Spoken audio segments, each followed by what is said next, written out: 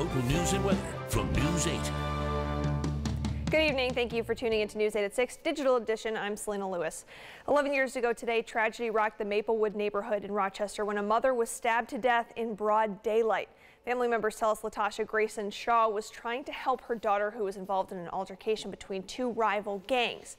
A park now sits at the corner of Dewey Avenue and Driving Park where it happened, and today it was dedicated to her.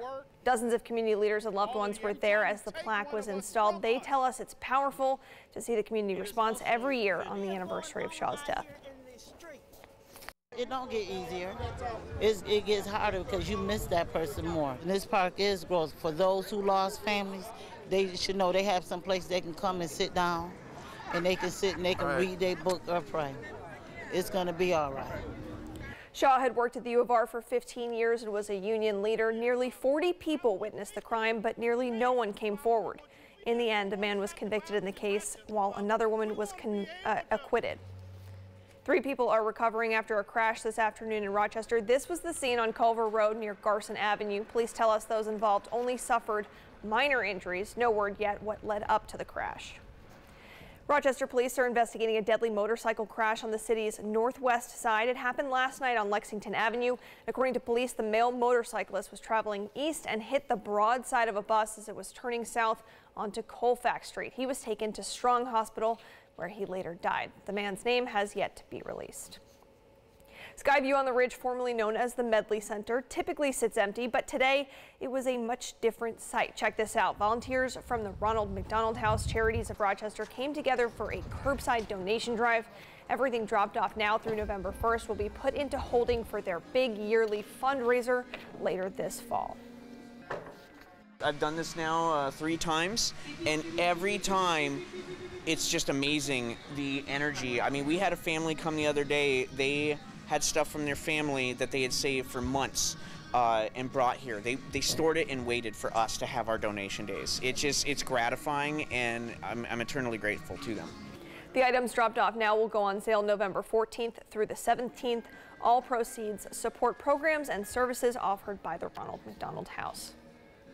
Fall is in the air, and so is the smell of apples. That's because the 38th Annual Apple Festival kicked off in Hilton today. It's a day dedicated to celebrating locally grown apples and the farmers who make the harvest bountiful. More than 120 artisans came together to show off their handmade crafts.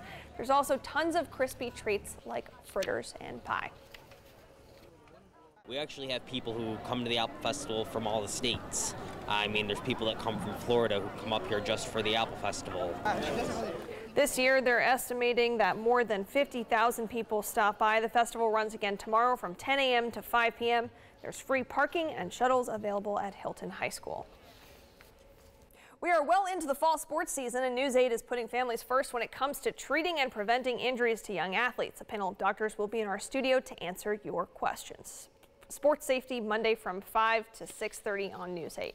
Chief Meteorologist Stacy Pension joins us now for a look at what's next in weather. Stacy. Selena, it was a beautiful fall day today, and we're going to keep it going into the rest of the weekend. 64 degrees, our high temperature at the airport. Dansville 65, Penyan 64, and Sodus 63 degrees. Now, our temperature trend is kind of all over the place, but generally speaking, will be above average as we head into October. The second half of the weekend, a little cooler, low 60s. Monday, we stay there, but then look at the 70s returning into much of next week. So we're entering into October. It is fall. Still feeling a little mild though. This is the setup as we head into next week. Kind of a tricky setup. We have a boundary, a front that's going to linger over the area. A series of low pressures next week will come through. So we'll see that front lift northward as a warm front and then drop back south as a cold front. So we have a lot of rain chances in the forecast, although not a washout next week, and a lot of up and down temperatures. So we're talking about a temperature tug of war into next week.